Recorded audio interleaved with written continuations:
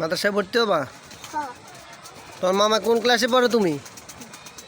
2তে মাদ্রাসায়? আচ্ছা, আলহামদুলিল্লাহ, ভালো। তুমি কোরআন শরীফ পড়তে পারো? তুমি তো এখন পড়তে পারো। তুমি কি পড়তে পারো বলো?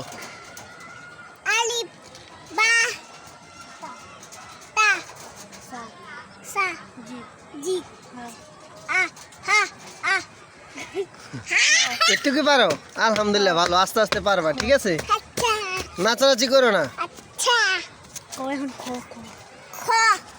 আর সরে সরে পারো? দেখি বলো।